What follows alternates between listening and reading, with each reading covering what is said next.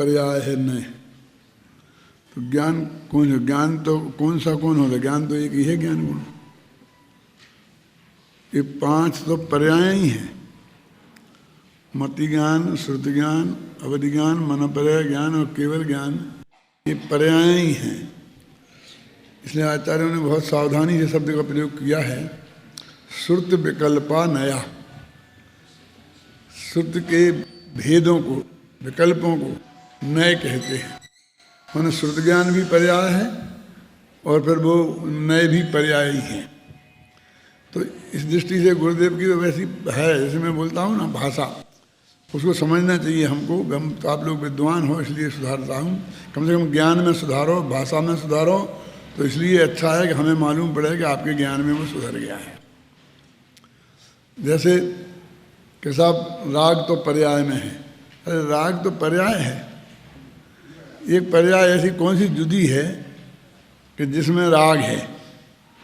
वो राग ही पर्याय है। सम्यक दर्शन, मिथ्या दर्शन ही पर्याय है। मिथ्या दर्शन तो पर्याय में है। ये गुरुदेव की भाषा है, ये नहीं कह रहा हूँ मैं आपको। तो बस समझ लो कि उसका वो भेद ज्ञान कराने के लिए जो भाषा वहाँ विकसित हुई। लेकिन अपनी जो शास्त्रीय भाषा है वो ये है, और उससे हिसाब से आपको ये समझना चाहिए कि ऐसा नहीं है कि पर्याय में राग है, पर्याय जुदी है और राग जुदा है।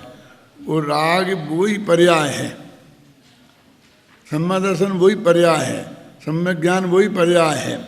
मेरा मतलब समझे? अब एक भेद विज्ञान इसमें और है बारीकी से, लेकिन जहाँ जो ये बात कही जा रही वो बात तो यहाँ है नहीं। वो ये कि एक होती है निरपेक्ष पर्याय और एक होती सापेक्ष पर्याय। सापेक्ष में राग पर्याय है लेकिन वो विकारी है, और उत्पाद व्यय भी पर्याय है लेकिन वो विकारी नहीं है। वो पर्याय है वो, लेकिन वो द्रव्य का स्वभाव है। उत्पाद व्यय द्रव्य युक्तम सत, आप समझे ना? तो वो पर्याय का होना उसमें कोई दोष नहीं है, और वो तो वस्तु का स्वभाव है। क्यों? उत्पाद व्यय ध्रुवत्व नाम की शक्ति भगवान आत्मा में है और वो गुण है, और दृष्टि के विषय में भी वो शामिल है। लेकिन जब हम भेद कल्पना बोलते हैं ना, जब उसी में से हम भेद कर देते, ये उत्पाद, ये व्यय, ये ध्रुव, तो ये भेद कल्पना पर्याय हो जाती है, क्योंकि पर्यायार्थिक नए का विषय है। समझे ना? वो पर्याय नहीं हो गई उत्पाद व्यय ध्रुवत्व शक्ति। अब एक ऐसे कहते, एक है पर्याय, गुण पर्याय द्रव्य, ये तो द्रव्य का लक्षण है। आप मेरा मतलब समझेंगे ना? तो लक्षण में से, लक्ष्य में से वो कैसे अलग हो सकता है? लेकिन जब हम राग कहते हैं तो वो कहते हैं एक वो निरपेक्ष पर्याय और एक उसमें जो राग आदि हुए हैं वो पर्याय। तो ऐसे हम एक पर्याय के 2 टुकड़े करते हैं।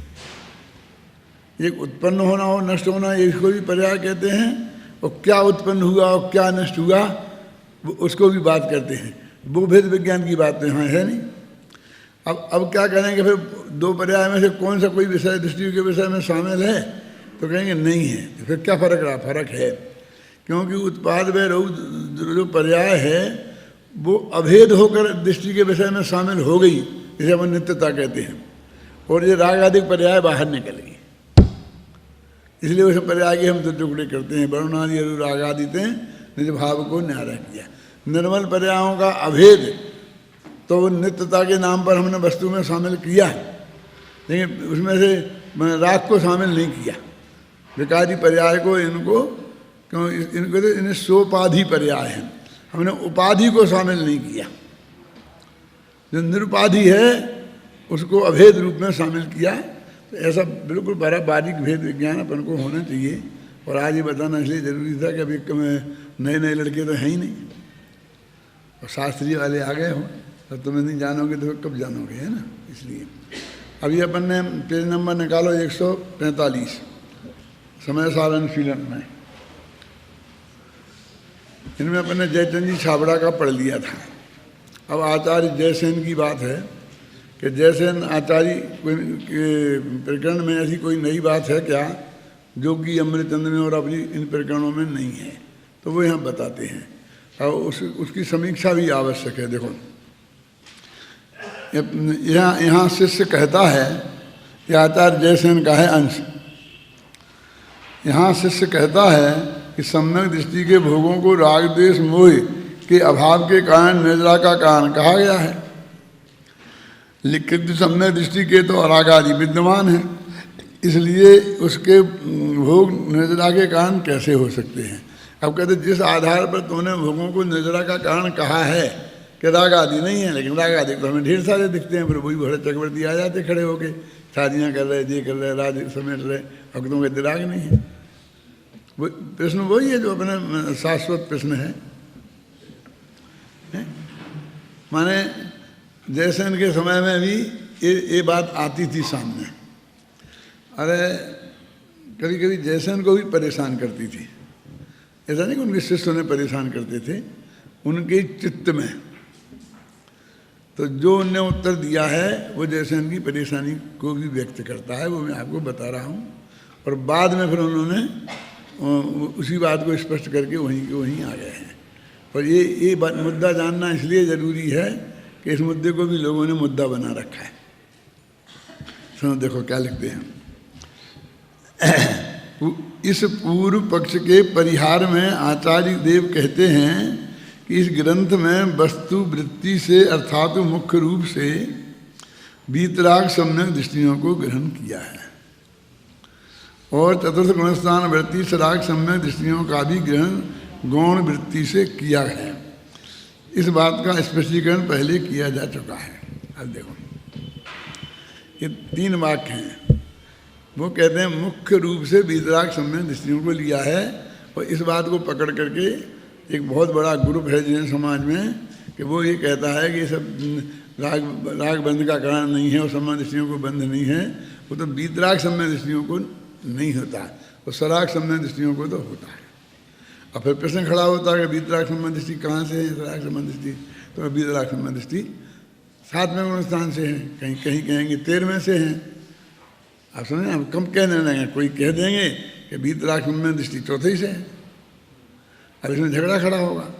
तो वो वीतराग सम्यक दृष्टि को 7वें गुणस्थान से पकड़कर, और जैसे में वो तत्व विद्यमान है। मैं ये कह रहा हूँ इसलिए नहीं कि उनने कोई पकड़ के अपनी तरफ से खींचतान की है, ऐसा मैं नहीं कहता हूँ। तो 4थे 5वें गुणस्थान वालों को, 6वें गुणस्थान वालों को उन्होंने सराग सम्यक दृष्टि, और 7वें से ऊपर वालों को वीतराग सम्यक दृष्टि किया। राग तो 10वें गुणस्थान तक है, उस दृष्टि से उन्हें भी सराग सम्यक दृष्टि कह सकते हैं। और 13वें केवल ज्ञान होने के बाद ही हम वीतराग सम्यक दृष्टि कहेंगे। अब वस्तु स्थिति ये है कि सराग सम्यक दृष्टि का अर्थ क्या है और वीतराग सम्यक दृष्टि का अर्थ क्या है। सम्यक दृष्टि तो दोनों हैं। सम्यक दशा में तो दोनों के बारे में शंका नहीं की जा रही है। हो सकता है दोनों ही सहायक सम्यक दृष्टि हों। तो उनमें जो अंतर डाला जा रहा है वो छोटे बड़े का भेद किया जा रहा है। अंतर तो छोटे बड़े का भेद किए बिना भी हो सकता है। वो तो राग जो चारित्र मोह संबंधी राग है उसके आधार पर किया जाता है।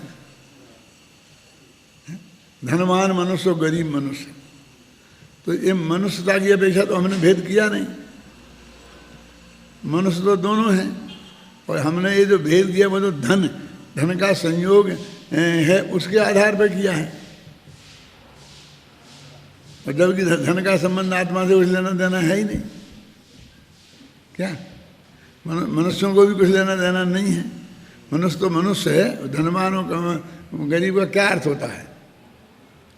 तो ऐसे ही कहते वो चारित्र मोह संबंधी राग जिनके विद्यमान है वे सराग सम्यक दृष्टि राग सहित, तो अनंतानंदी राग तो होते ही नहीं है उनके यहाँ, तो उसको तो हम कह ही नहीं सकते। और मिथ्यात्व को भी राग कहते हैं तो मिथ्यात्व को भी नहीं कह सकते हैं। तो जो राग बता रहे तो राग की सत्ता वो चारित्र मोह संबंधी राग की ही सत्ता है। अब यदि हम वो 7वें गुणस्थान से माने तो फिर एक चक्कर खड़ा होता है कि यदि चारित्र मोह संबंधी राग है तो वो 10वें तक होता है। तो वो कहते हैं कि नहीं ऐसा नहीं, वो अप्रत्याख्याना वर्ण और प्रत्याख्याना वर्ण संबंधी राग लेना, संतुलन नहीं लेना। आप सुने ना, ये 2 राग जिनके नहीं है वे वीतराग सम्यक दृष्टि। दो नहीं है तो फिर एक झंझट खड़ी हो जाएगी। बोलो क्या झंझट खड़ी हो, बोलो आ गया है। छठवें गुण स्थान वाले में इनका दोनों का अभाव है और राग का एकदम क्रिया दिखाई देती है। उन्हें उदय में सब दिखाई, प्रवचन करते दिखाई देते हैं, साथ लिखते दिखाई देते हैं। तो उन्होंने कहते हैं जो वो शुद्धोपयोग में है उस वक्त मान लो, बस खत्म।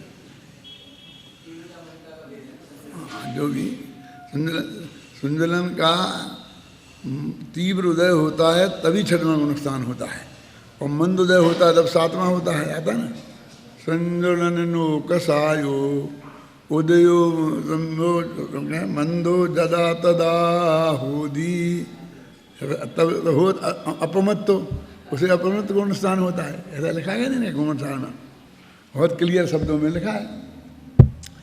तो ये उनने मान लिया कि उसका मंदोदय हो, मैंने बस इतना मंदोदय चलेगा, मैंने तीव्र नहीं चलेगा, मंदोदय चलेगा। लेकिन उदय तो माने होता है प्रगट पर्याय, प्रगट पर्याय में वो विद्यमान है। लेकिन उसकी वास्तव में तो ये अंतर कैसे है कि बाहर से रागात्मक कोई क्रिया, माने उसके हलन चलन में मन वचन काय की क्रिया में राग व्यक्त हो रहा हो तो उन्होंने उनको मान लिया सराग सम्यक दृष्टि, और मन वचन काय की क्रिया में वो राग व्यक्त नहीं हो रहा हो वो वास्तव में वीतराग सम्यक दृष्टि। असली मुद्दा इतना है। ऐसा नहीं अपन वो जानते नहीं, अपन लोग भी वो जानते ही हैं। मेरे कहने का मतलब उस बात को, अब असली लड़ाई तो ये है कि ये संबंध दर्शन की मिथ्या दर्शन की बात चलती है कि तुमने राग कि उसके साथ क्या है इस मुद्दे को खड़ा क्यों कर रहे हो। माना ये राग की तरफ से उसके भेद करने का क्या प्रयोजन है। संबंध दर्शन में जो भेद करना हो वो संबंध दर्शन की तरफ से करो। उपसम संबंध दर्शन, छह उपसम संबंध दर्शन समझ गया ना, छायक संबंध दर्शन, ये तो उपसम दर्शन के भेद हैं। लेकिन ये राग से साथ में क्या, फिर तो अवगाढ़ संबंध दर्शन, परमावगाढ़ संबंध दर्शन। अब कुछ लोग क्या समझते हैं कि पहले जरा शक होता होगा, फिर वहाँ पक्की श्रद्धा हो गई, वो वहाँ परम पक्की हो गई। माने अरहंत भी परमावगाढ़ वाले नहीं हैं, वे तो अवगाढ़ वाले हैं ना, तो उनकी श्रद्धा में भी कचास होगी, क्योंकि पूरा भाव तो ख्याल में आता नहीं। अरे वो कोई बहुत सूक्ष्म बात करना नहीं योग की में लिखी है और केवल ज्ञान गम्य बात होगी।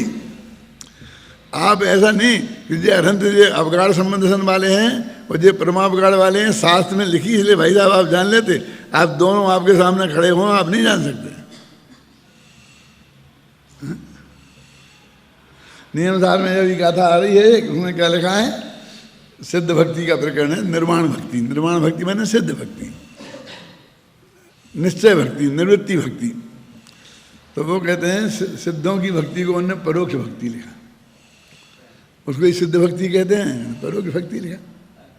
अरहंतों की भक्ति को प्रत्यक्ष भक्ति लिखा। बोलो क्या, अब उनमें उन भक्ति में भी उनने प्रत्यक्ष परोक्ष के भेद कर दिए। भक्ति तो राग है और प्रत्यक्ष परोक्ष तो ज्ञान के भेद है। टोलेमल जी रहसपुर चिट्ठी में कोई प्रश्न लिखता तो वही जवाब लिख देते कि तुम्हें यही पता नहीं है। गुरुदेव सिंह ने अर्थ किया, वास्तविक वही अर्थ है कि सिद्ध भगवान तो तुम्हारे सामने है नहीं, इसलिए जो उनकी भक्ति करोगे तुम्हारे लिए परोक्ष ही है, क्योंकि तुमने आगम से उसका स्वरूप समझा है, अनुमान से उसका स्वरूप जाना है। आगम और अनुमान परोक्ष प्रमाण हैं, और फिर तुमने उनसे भक्ति, तुम्हारी भक्ति हुई है, इसलिए वो सिद्धों की भक्ति परोक्ष भक्ति है। अब अरहंतों की प्रत्यक्ष भक्ति है, तो अरहंतों को प्रत्यक्ष समूह में हम प्रत्यक्ष देख सकते हैं, इसलिए वो प्रत्यक्ष भक्ति हो गई। अब मैं और प्रश्न उठा सकता हूँ कि वहाँ तो उनका शरीर दिखता है, क्योंकि मैं टोटल का सत्संग हूँ। समूह में जाकर के तुम्हें क्या दिखेगा, खुद जैसे नहीं लिखा है कि तुम क्या चिल्लाता है, समूह भगवान नहीं है, भगवान नहीं है। समूह में क्या भगवान तेरे पे हथेली पे रखकर आत्मा दिखाते, निकल गया ना सारा अपना। अरे वहाँ भी वे वाणी से ही समझाते और तू वाणी से ही समझता, और यहाँ हम तो समझा रहे हैं ना, हम खड़े हुए हैं ना, ऐसा लगा ना, दो ही बात हम समझाने के लिए खड़े हुए हैं ना। हम भी वाणी से समझा रहे और तुम भी कानों से सुन के बुद्धि से समझोगे। और वहाँ पर भगवान के भले ही केवल ज्ञान हो, जो कुछ भी हो, तो लेकिन तुम्हारे तो यही मति ज्ञान है, समझने वाले तो तुम ही हो। तो अकेले समझाने वाले की कमी से नहीं समझ में आ रहा है, ऐसा बात थोड़ी है। यदि एक विद्यार्थी की में आ जाता और दूसरे की में नहीं आता है तो समझाने वाले में कमी होती तो एक के में कैसे आ गया? कैसे? आचार्य कहते हैं हम खड़े हैं ना, आज अपन कहते हैं तो अभिमानी महाअभिमानी महाअभिमानी घोषित हो जाए।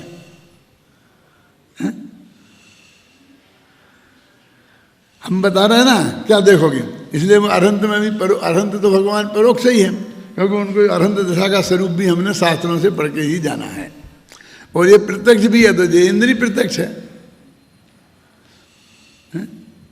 क्या इंद्रिय प्रत्यक्ष है? ऐसी गाथा आई है उसमें नियम सार में, तो मैंने लगा कि भाई ऐसा करो, ज़्यादा निश्चय भक्ति सिद्ध भगवान की जो हम कर रहे हैं, उनके गुणों का जो आत्मा का स्वरूप समझ के, सिद्ध भगवान के गुणों की बात थोड़ी है। हालांकि उसमें ऐसा लिखा है, गाथा है मूल, अपने उसमें दी है काय में, कुन शतक में, इतने सारे से याद आ जानी चाहिए। मुक्तिगत नर श्रेष्ठ की भक्ति करें गुण भेद से, वह परम भक्ति कही है। बस नहीं, रुक जाओ। तो कौन भक्ति हुई?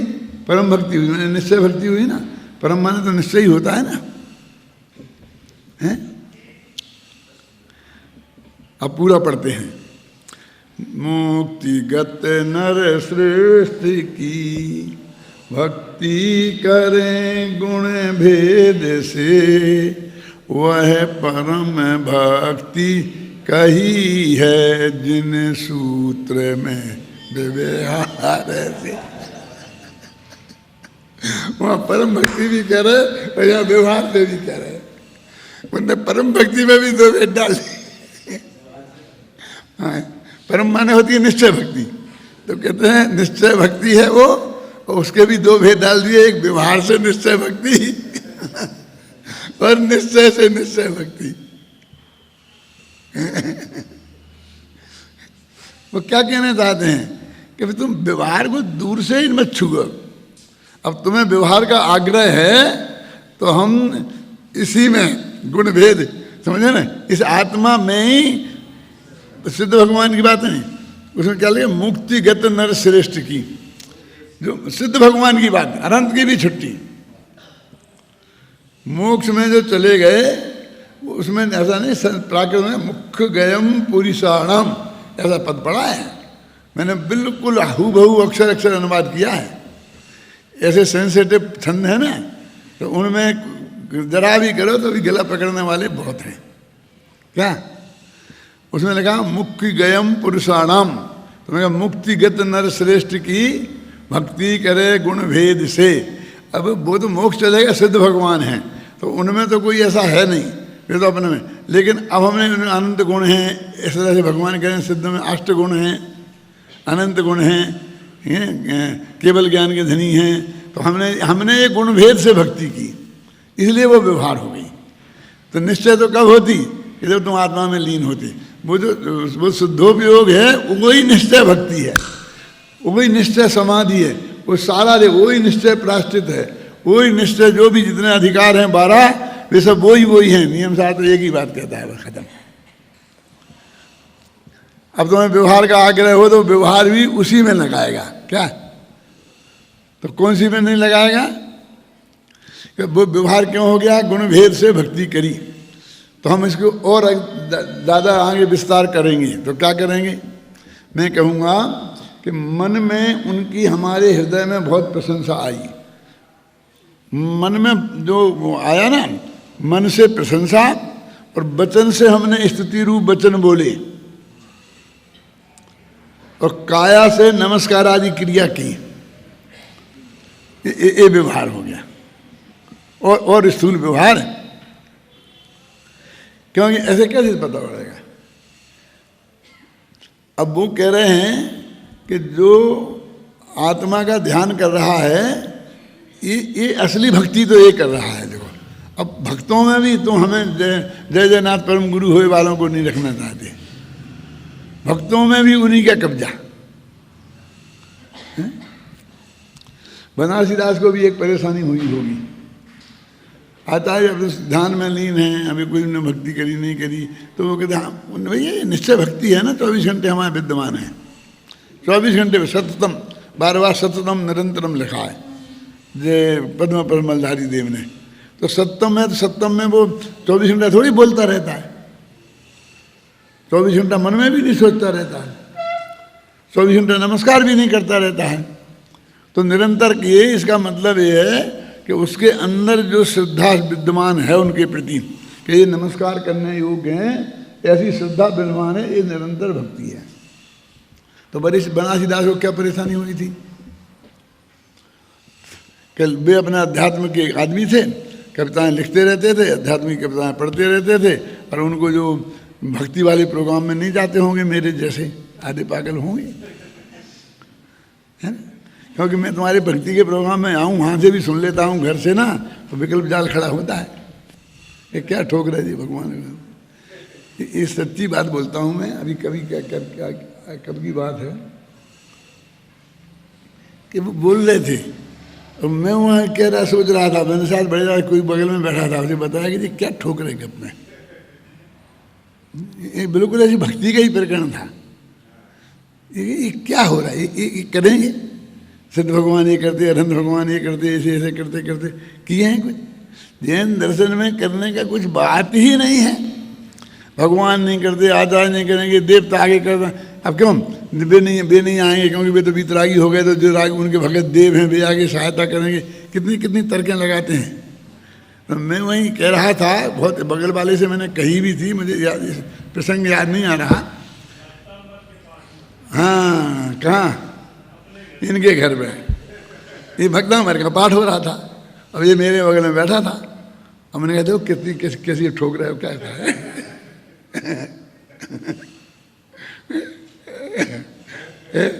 क्या करे, जरा समझना तुम लोग से। बहुत मैंने कहा उनसे, अब याद है इनके घर पे इन्होंने मंदिर वो की थी थोड़ी, उसका मकान का करते हैं ना शुद्धि मुद्धि।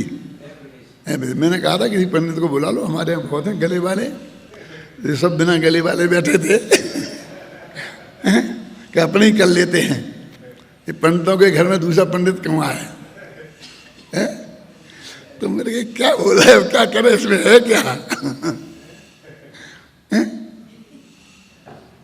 जो मैं क्या कह रहा हूँ मन की बात कि अपने यहाँ एक द्रव्य दूसरे द्रव्य का नहीं करता है, वो अकेला सिद्धों पर ही लगता है क्या? सिद्ध तो नहीं आएंगे, अरहंत भी संबोधन छोड़ के नहीं आएंगे बचाने। क्यों?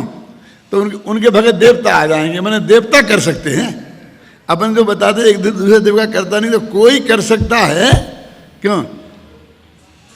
ये सिद्धांत का उल्लंघन होगा ना। यानी वे भाषा साफ शब्दों में बता रहे और हम तरकीब से निकाल करके एक देव दूसरे देव का करता है, उस वित्तीय मान्यता का पोषण कर रहे, अपने शब्दों से पोषण कर रहे कि व्यवहार के नाम पे नहीं, फिर ऐसा हो जाएगा, फिर लोग करेंगे ही नहीं, फिर लोग गणेश जी के मंदिर जान लेंगे। जाए ना मरेंद्र ना, क्योंकि जाना है तो मैंने धर्म के नाम पे वहाँ आत्महत्या जाए करें, यहाँ करें अच्छी है, अपना मंदिर तो पवित्र रहने दो।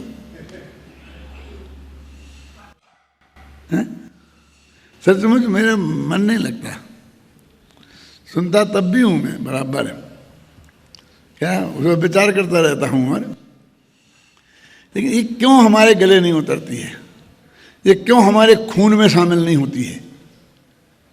मैं तो ये कहता हूँ क्यों हमको उससे अरुचि गुस्सा नहीं आता है?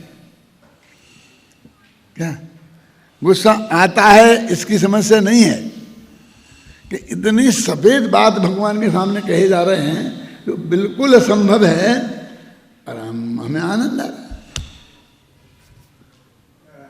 है। हालांकि बहुत खतरनाक बात है ये, है ना। लेकिन अभी मैं तुमको तो देके जाता हूँ। देखो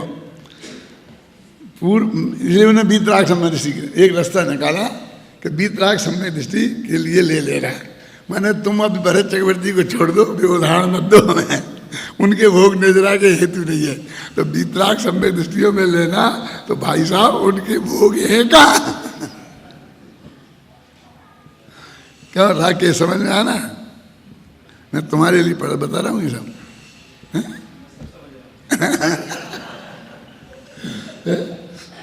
उनके कहाँ है राग भाई? उनको लेना, यहाँ तो ये कह रहे कि भोग के होते हुए भोग की क्रिया मन वचन काय से ही व्यक्त होती है और उससे ही मालूम पड़ती है, तो उनके तो है ही नहीं। लिखा मुख्य रूप से वीतराग सम्यक सिंह ग्रहण करना। अब लेकिन पूरी बात इतनी बात उनको अंदर में वो कचोट तो रही थी कि इसमें हम सब मामला साफ तो नहीं कर दे रहे, तो तत्काल कह दिया तत्व गुणस्थान वृत्ति सराग सम्यक दृष्टियों को भी गौण वृत्ति से किया है।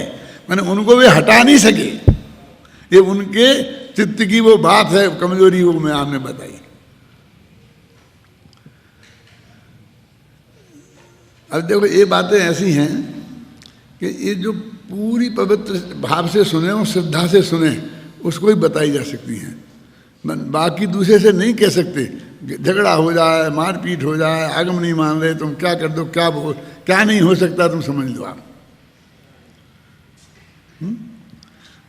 मैंने कई जगह ऐसा लिखा कि उनके चित्त में जो वो विकल्प खड़ा था बंद का, भोग भोगते बंद कैसे हो जाएगा, तो वो भोग नहीं भोगते हुए देखने वालों को उन्होंने घटाया। और फिर इसमें तो लिखा है, तो फिर उन्होंने गौण रूप से उनको भी शामिल कर दिया। शामिल कर दिया तो बात तो हो गई ना। अब गौण से देखो, ये गौण और मुख्य तो अपने ज्ञान में होते हैं और अपने वाणी में होते हैं, वस्तु में थोड़ी होते हैं। वस्तु में तो दोनों ही जो पक्ष समान रूप से विद्यमान हैं कि नहीं है, तो बच्चे कहाँ। देखो ये बात यदि मान लो मुझे सहमत नहीं थी तो मैं नहीं लिखता, क्या जरूरी थी कि मैं इसको कोट करूं, क्योंकि हमने तो नक्की किया है कि दर्शन को हम पूरा का पूरा नहीं देंगे। लेकिन मैंने उठाई उसे और जितनी अपनी भाषा में लिखी और प्रवचन में समझाता हूँ, क्योंकि हम आपके लिए थोड़ी हम कर रहे हैं सब, हमने आपके लिए नहीं लिखा। अंशुधन आप बहुत धोखे में हैं, वो तो बहुत गौण रूप से है। तो हमने चिंतन किया और उसे लिख दिया, बस इतनी सी बात है। समझ लो कि लिखने की सामर्थ्य किसी में होती नहीं होती थी तो अपन ने लिख दी, लेकिन अपन तो अपनी समस्या समाधान करी ना, कहीं उन्होंने दे दिया समाधान, हमें खुश हो जाना चाहिए था। अब आगे पढ़ते हैं कि अब कैसे। तो उन्होंने फिर वही जो अपन घटाते हैं वो घटा दिया, बस खत्म। इसका मतलब वो पूरी बात ऊपर की खत्म हो गई। अब इसको पूरे पढ़ के बताने भी अर्थ करने वाले। देखो क्या लिखा, मिथ्या दृष्टि की अपेक्षा सम्यक दृष्टि के अनंतानबंदी क्रोध मान माया और लोभ और मिथ्यात्व के उदय में होने वाले मोह राग देश नहीं है, और देश संयत को अप्रत्यक्षान क्रोध मान माया लोभ जनित मोह राग देश नहीं है। दूसरी बात एक बात हो गई ना, ये उन्होंने आखिर यही घटित किया ना। ये तो अपन भी बताते हैं कि किन किन के कौन कौन से हैं, लेकिन उनके सभी के वास्तव में पूरी तरह से चौथे गुण स्थान पर ही घटेगी, क्योंकि भोग विद्यमान तो सारे जगत को उनके ही दिखते हैं। नंगम्बर मुनिराज उनको कहाँ दिखते हैं? अनुवृत्ति उनको भी हम संयमी ही मानते हैं। नहीं, ये कल लड़के ने कहा था, मैंने टोका था कि नहीं टोका था?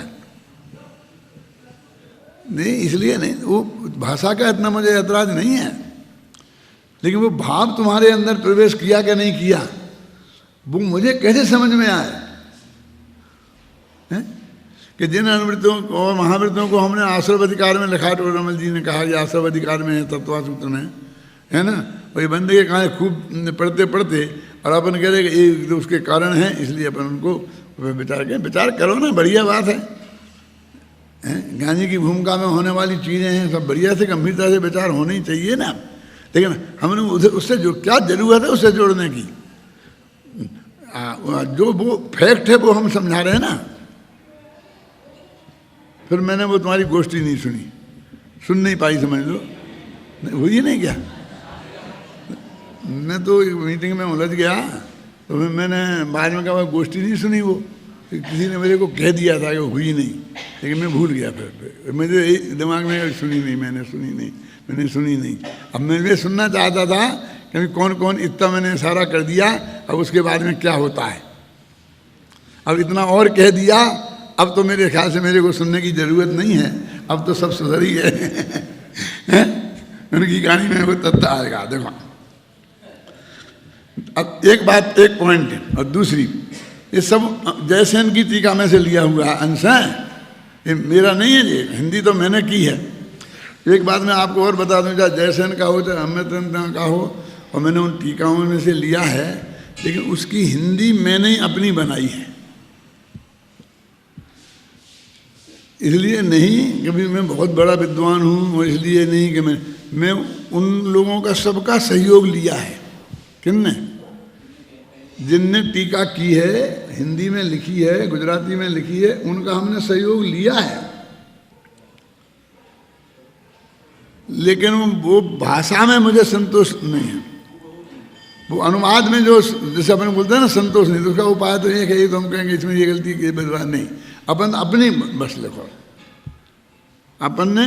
और अपन ने देखो दो बातें होती हैं, एक तो हम उस टीका से चेंटे रहें, और दूसरा हम श्रोताओं का ध्यान रखें। अपन ने दोनों ही काम किए हैं, लेकिन नंबर 1 श्रोताओं को दिया है, और दूसरे 1 पे उसमें उससे चेंटे रहने को दिया है। फिर सामने वाले की समझ में आना चाहिए।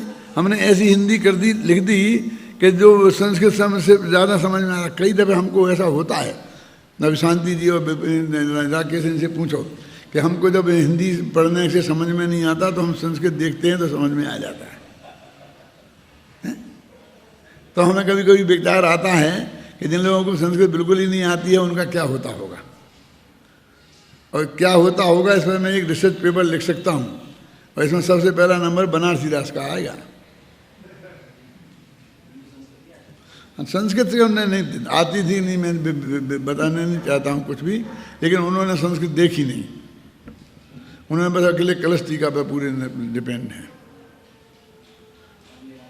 और अपने मोक्षों में भी जो अभी वर्तमान में है, बहुत बहुत हैं वो। बस मैं बताना नहीं, नाम नहीं लेना चाहता, लेकिन मैं बताऊं तो उन्हें खूब निकालने का, देखो कुंद कुंद ने लिखा, देखो कुंद कुंद ने लिखा, ऐसा ऐसा करके बताया। और फिर मैंने जाके बताया कि साहब कहाँ है कुंद कुंद में, ये कुंद कुंद में, अमृत चंद्र में, ये संस्कृत टीका में, जयसेन में कहीं नहीं है ये बात। ये तो उस अनुवाद करने वाले ने लिखा है। तो भाई ऐसे देखें, ऐसे मानने को तैयार नहीं है कि नहीं लिखा, लिखिए ना, देखो समय सार में हैं, समझ में आई ना आपकी में। वो ऊपर को देखते ही नहीं है। और मेरा तो ऐसा नियम है कि मैं अपने लिखूंगा, फिर ऊपर दफे संस्कृत पढ़ूंगा, फिर देखूंगा, उनका भी देख लूंगा, उनका भी देख लूंगा। इसलिए मैं सबका ऋणी हूं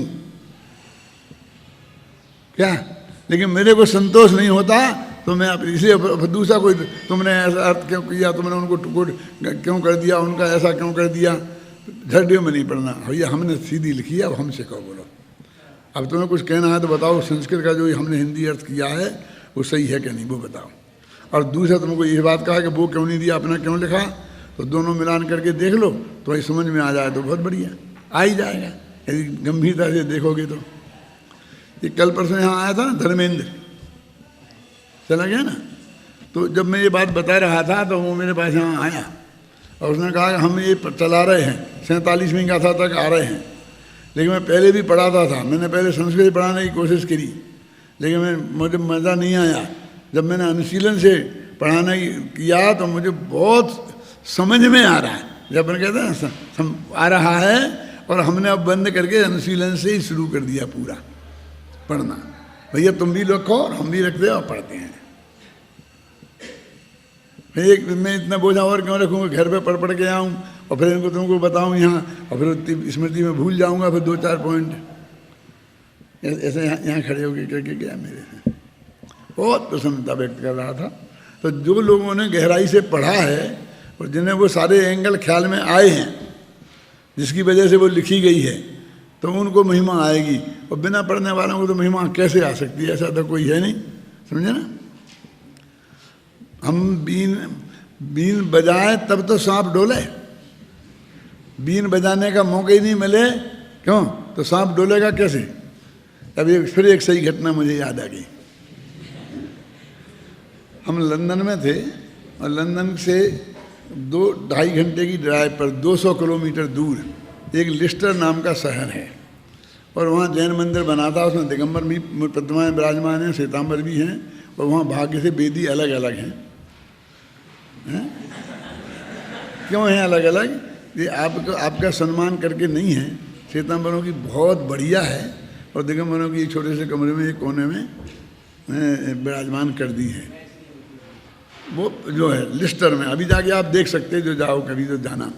तो वहाँ हमारा व्याख्यान था, तो उसके पूरे कर्ता धर्ता अध्यक्ष जो भी मानो, डॉक्टर नटू भाई शाह थे, मेडिकल के डॉक्टर थे और बहुत प्रतिष्ठित आदमी थे, और उनने ही सारा वो बनवाया था। हम भी गए थे पंचकल्याणक में, परमात्मा भी था, हम भी गए, सब गए थे पंचकल्याणक में। अब वहाँ हम गए तो वहाँ पर बहुत 25वां तीर्थंकर चल रहा था, तो उनके दिमाग को किसी ने ख़राब कर दिया था 25वें तीर्थंकर के मामले में। तो हमको प्रवचन करने के लिए तो बुलाया, और ये लक्ष्मीचंद भाई है ना, भगवान जी भाई के, भीम जी भाई के बड़े भाई, ये हमको लेके गए, और 2-4 आदमी साथ में थे। उनके घर पर शाम को भोजन था।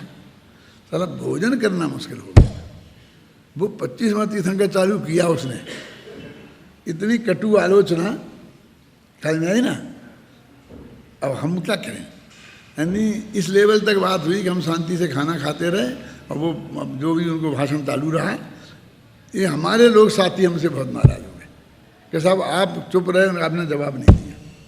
माने गुरुदेव की निंदा होती रही और आपने कोई जवाब नहीं दिया। इस बात पर बहुत नाराज हुए वो हमसे। जब मंदिर तक गए ना हम प्रवचन करने, उसके बीच में तब मैंने उनसे कहा, भैया तुम चुप रहो ना जरा शांति से, मुझे बीन तो बजा लेने दो, नहीं तो ये भाषण ही नहीं होगा।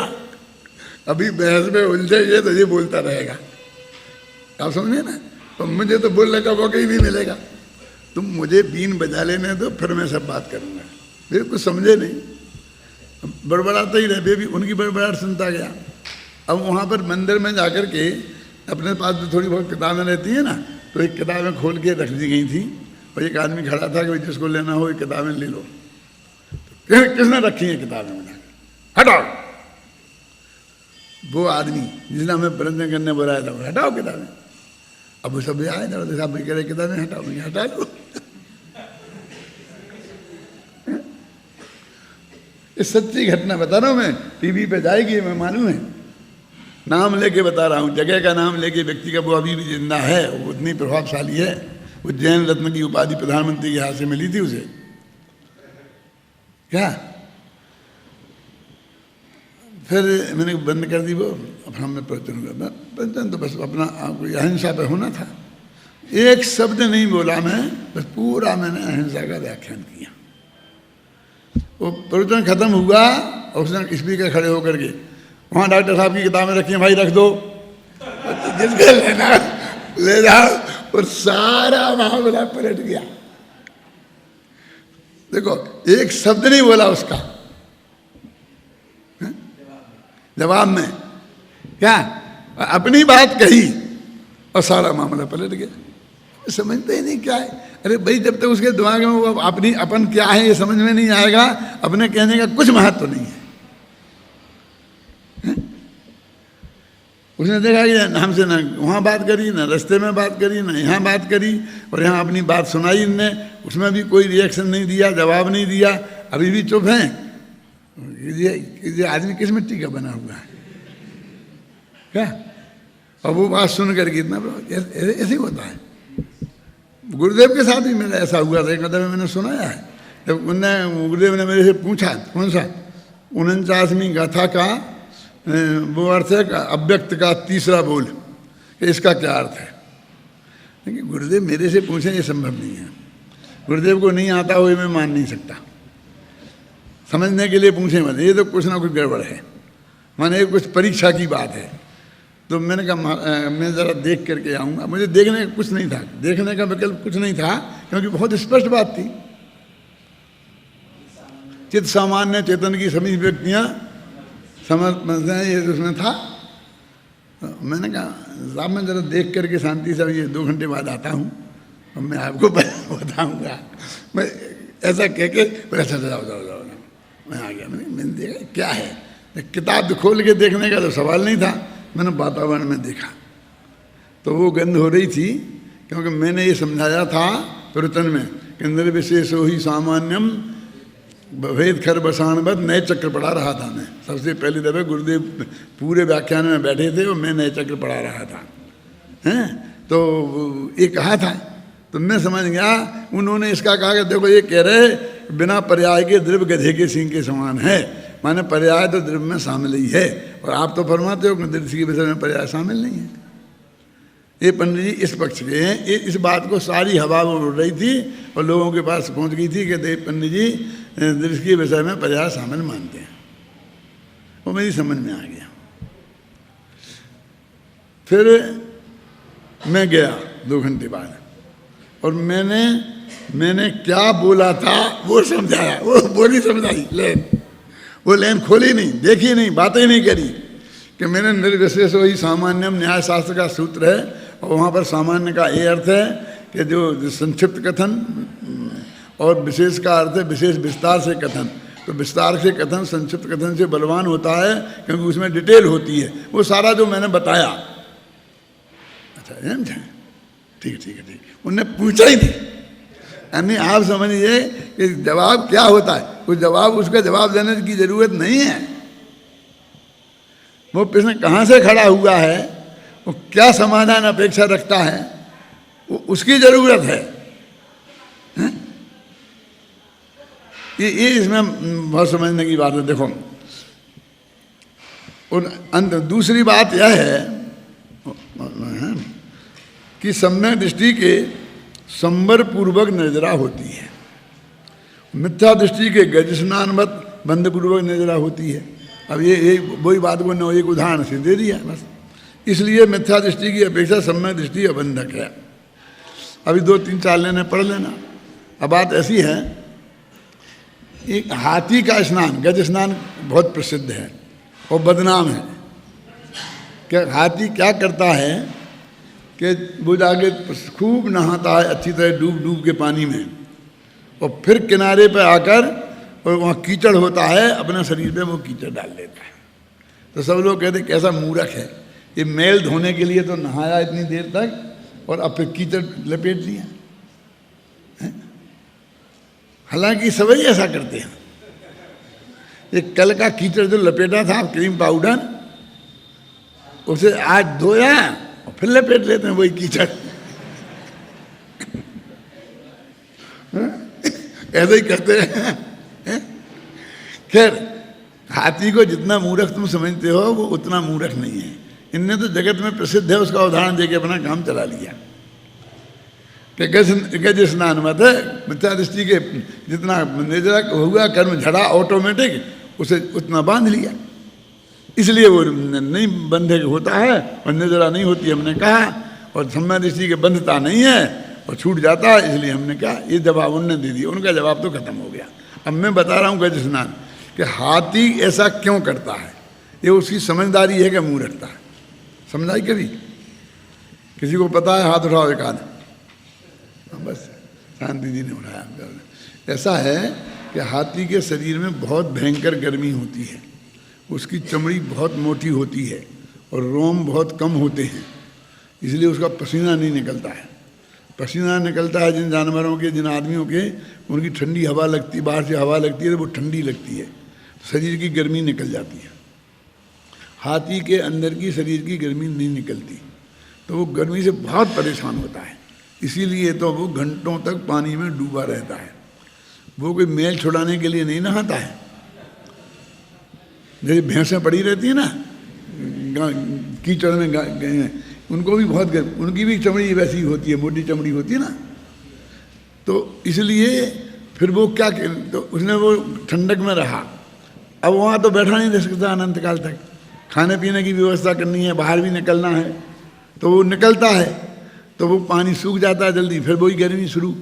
तो वो जो कीचड़ है वो उसको ऊपर इसलिए डालता है क्या, कि जिससे कुछ देर तक तो वो ठंडक रहे।